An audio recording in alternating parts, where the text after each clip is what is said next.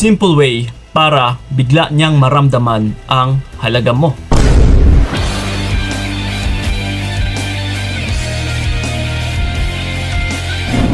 Yes! Ito, sasagutin po natin yan sa video na ito.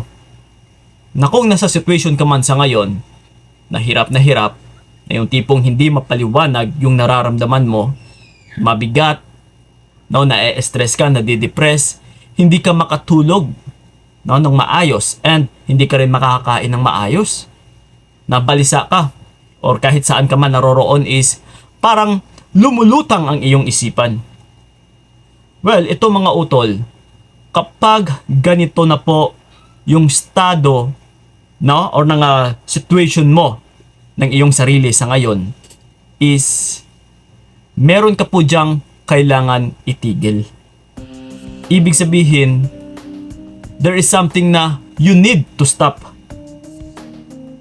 No, na kailangan mo siyang puksain, na kailangan mong tuldukan. And for sure, sigurado, may hint na naman kayo dyan. Kasi, sa mga ganitong situation, na kung bakit may nahihirapan, na kung bakit may nae-echopera, na kung bakit din is parang wala kang peace of mind sa relationship, ay dahil lang din po yan sa walang pagmamahal. Oh. No, in short is, isa lang ang nagmamahal, or maaari na ikaw lang pala ito yung nagmamahal sa relasyon ninyo. One-sided. Kumbaga pa sa bangka, no? Na kapag isa lang yung sumasagwan is paikot-ikot lang. Walang patutunguhan yung relationship ninyo. Walang patutunguhan yung bangka. Yes. So, kung ikaw mismo na for sure na nasasaktan dyan, na nahihirapan, is I know na ikaw po yung nagmamahal dito ng totoo. Ikaw yung nangangailangan na maisalba yung relationship na ito. Pero, ito mga utol, no, kailangan nyo munang i-analyze. Sa simpleng katanungan, sa tingin mo is maaayos or maisalba ba yung isang relasyon kapag ikaw lang yung may kagustuhan? No, na ikaw lang ito yung gustong ma-save yung relationship ninyo, na gustong tumagal, na ikaw lang ito yung gustong maayos pa yung relasyon. Di ba syempre, dalawa dapat kayo. So ngayon kung yung partner mo ay umaatras, binabaliwala ka, binibigyan ka ng pasakit sa kung ano man na gawain, no? Sa kung ano man na anggulo, na kung bakit ka nahihirapan kahit sa panloloko man yan, ay klarong-klaro po na walang pagmamahal yung tao na ito. At saka ikaw lang yung nag-iisa na mabuo or na tumagal pa yung relationship na ito. So klarong-klaro po yan. So dyan pa lang, no, dapat may ma-realize ka na kaagad na ano pa yung rason na kung bakit mananatili pa sa ganitong klaseng relationship.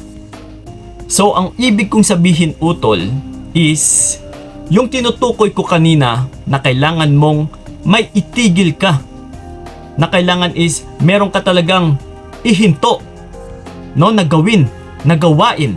Walang iba kundi itigil mo muna yung pagmamahal sa taong ito. So once na sinabi natin na pagmamahal, ibig sabihin kasama po dyan lahat-lahat. No, pakikipag-communicate sa kanya. In total is, you should stop connecting sa taong ito. Dumistansya ka muna, lumayo-layo ka muna. At saka, huwag natin itong gawin na padahan-dahan. Kasi, kung sa pamagat pa lang natin, na kailangan is, para mabigla, no? Or para bigla niyang maramdaman yung halaga mo, ay hinding-hindi natin ito makakamit kung padahan-dahan mong ginagawa yung pag-atras mo sa kanya. Napakalaking impact po, utol. No, ibig sabihin, nagmamatter talaga. Sa pag-atras, walang problema. Pero, nagmamatter po kung sa anong way o sa anong pamamaraan yung pag-atras mo. Sa panandalian or sa padahan-dahan. So kung padahan-dahan ka na umaatras, hindi talaga natin makakamit na bigla niyang makita yung halaga mo. Maaari na siya mismo ay makapag-adjust pa. Maaari na siya mismo is ma-overcome niya. No, yung pag-atras mo ng padahan-dahan. So, hindi natin makakamit na makikita niya, no, yung halaga mo or yung presensya mo. Kasi nagpadahan-dahan ka pa eh. Hinayaan mo siya. Binigyan mo siya ng panahon na makapag-adjust din. Pero kung biglaan, no, binigla mo yung pag-atras mo. Halimbawa, kinabukasan hindi ka na nagparamdam. Kinabukasan bigla ka na lang nawala sa bahay nila, sa bahay ninyo, umalis ka. Is mas malaki po talaga yung impact nito sa taong iniwan mo. Sa taong hindi ka na nagparamdam. Ang teknik na ito, utol, is masasabi or matatawag nating pang-ghost. Try to think, no, na kung ikaw yung i-ghost. Halimbawa, kinabukasan, biglang nawala yung tao na ito. Biglang nawala yung taong palaging naghahabol sa'yo. So, makakaramdam ka rin ng kirot. Kasi yung nakasanayan niya palagi is nandiyan kay.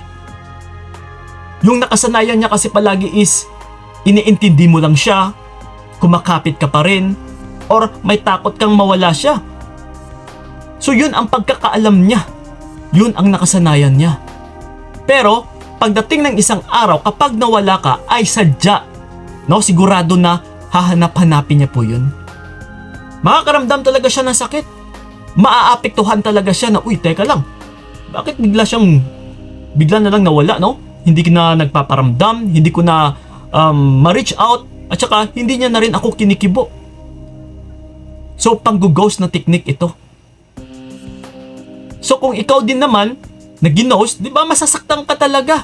So, ito po yung tanging pamamaraan na kailangan mong gawin, na kailangan mong itigil yung pakikipag-connecta or pakikipag-communicate sa taong ito.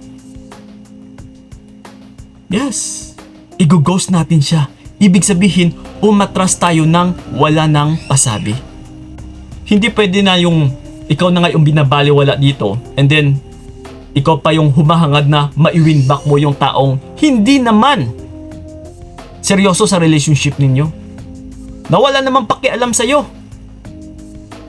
Now, psychologically, utol, is dapat ikaw dito yung win-win back. Kasi ikaw ito yung tao na nagmamahal ng tama. Nagmamahal ng totoo. So hopefully, may ma-realize kayo, no? Sa mga sinabi ko. Kasi kung hindi mo i-analyze din ng maigi, is sadyang masasabi nyo po na mahirap gawin. Pero kung pagganahin mo ang iyong isipan, na, uy, teka lang, oo nga, no? Kailangan ko talagang gawin ito. Kasi, una nga sa lahat, sino ba ang mas importante? Yung buhay ng taong yon or yung sarili mong buhay? Bago mo kaawaan yung taong yon, naaawa ka ba sa sarili mo o hindi? Bago mo mahalin yung taong yon, hindi mo ba minamahal yung sarili mo? Na bago mo unahin yung tao na yon, ayaw mo bang unahin yung sarili mo? Yes. Sarili mo dapat ang kailangan mong isalba sa sitwasyon na ito. Wala kang ibang bigyan ng tanaw na kung nahihirapan, kung nasasaktan ka man sa ngayon, kundi balikan mo ng tanaw ang iyong sarili. Tulungan mo, utol. Dahil wala pong ibang makakasalba dyan. Hindi yung tao na yan na umaatras sa'yo, kundi ikaw mismo yung sarili mo. Kailangan mong may gagawin ka. Kailangan mong, kagaya neto sa situation mo na nahihirapan ka, kailangan mong may ihinto ka. Kasi once na mawala yung presensya mo ng agad-agad, ay dito niya po bigla mararamdaman, no, yung halaga mo. Kung paano ka magtrato sa kanya dati. Kung ano yung mga pinaggagawa mong pagtitiis sa kanya dati. Yes, maiisip at saka maiisip niya yon kapag mawala ka. Pero kapag nandyan ka pa din, malabo pong mangyari yan, utol. Okay? So sana'y naunawaan ninyo. Sana'y nakuha. Okay? So yun lang po, ha? And then sa may mga katanungan man dyan, you can leave a comment na dyan sa ilalim and sasagutin natin yan, lalong-lalo na sa aming YouTube channel. And then, sa mga gusto akong makausap one-on-one, PM nyo po kami sa aming FB page na Payong Kaibigan ni Kiko. Yes, magsiset po tayo ng appointment para sa inyo. Maraming salamat. So ingat kayo. God bless and babu! Dahil isang bangungot sa akin ang naranasan ko sa piling mo. Binigay ko lahat para wala kang masabi.